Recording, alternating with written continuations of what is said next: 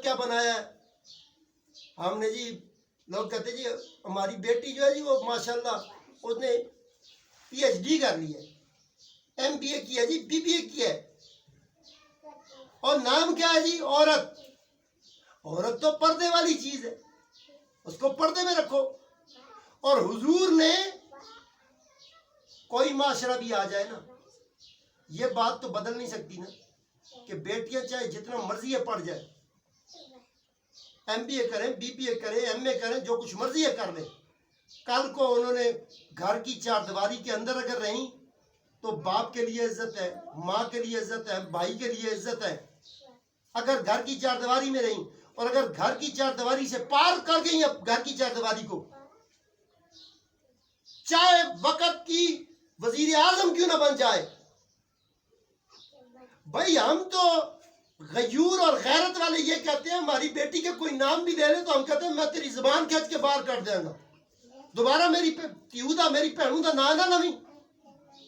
تو جن کی آنکھوں کے سامنے اور جن کی نظروں کے سامنے 24 گھنٹے خبروں میں چلے, وہ کہاں کا غیرت مند رہ جائے گا. کہو اے اللہ ہماری عزتوں کی حفاظت فرما.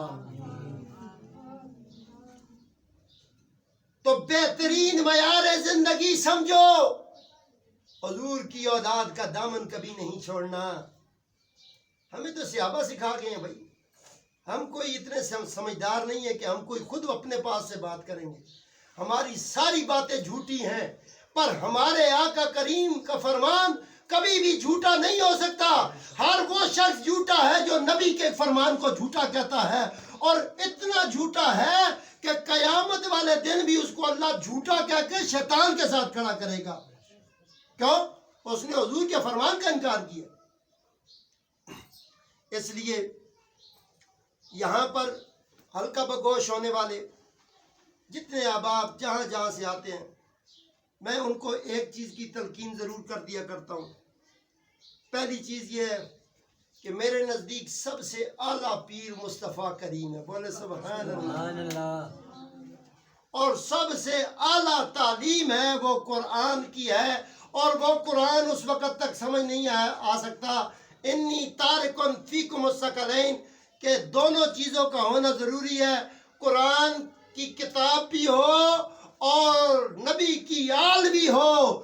قرآن پڑھنے کے لیے اولاد رسول کا ہونا ضروری ہے. بولو سبحان اللہ. ہم دنیا والوں سے کیا قرآن پڑھیں گے؟ ہر سال تراویح میں قرآن بھول جاتے ہیں مولوی صاحب, وہ ہمیں قرآن پڑھائیں گے؟ یا قرآن ہم ان سے پڑھیں کہ جو نوکے نیزہ پر جن کا گردن, جن کی پیشانی جو ہے وہ جن کا سر مبارک نیزے پہ ہے, اور وہ سورہ رحمان کی تلاوت فرما رہے ہیں. بولو سبحان اللہ. ان سے قرآن کیوں نہ پڑھیں, دنیا والوں سے قرآن پڑھیں. اور یہ بات بھی حق بجانب ہے کہ جن لوگوں کے گھروں میں روزی کشادہ ہے, رزق کھلا ہے, کہیں جی بچے روزی تو کھلی ہے, بیمار ہیں, گھر والی بیمار ہے, ماں بیمار ہے, بیٹی بیمار ہے, بیٹا بیمار ہے, خود خامن بیمار ہے, اولاد نہیں ہے, 100 طرح کی پرابلمز ہوتی ہیں. پیسہ تو ہے لیکن پریشانی بھی ساتھ ہے.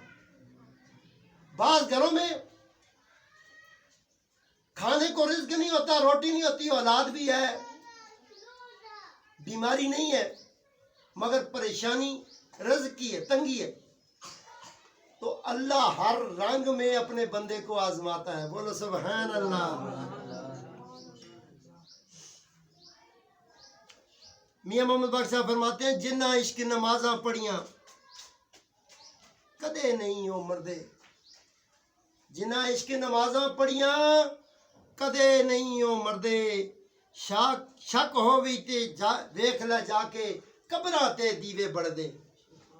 جنہیں لوگوں نے اپنے زندگی اور زندگی کی مقصد صرف اللہ اور اس کے رسول کی اطاعت بنایا ہے نا, وہ لوگ کبھی نہیں مرتے. ان کو اللہ تعالیٰ وَلَا تَقُولُوا لِمَنْ يُقْتَلُ فِي سَبِيلِ اللَّهِ أَمْوَاتٌ بَلْ أَحْيَاءٌ وَلَٰكِن لَّا تَشْعُرُونَ کی آیات عطا کر دیا کرتا ہے. بولو سبحان اللہ.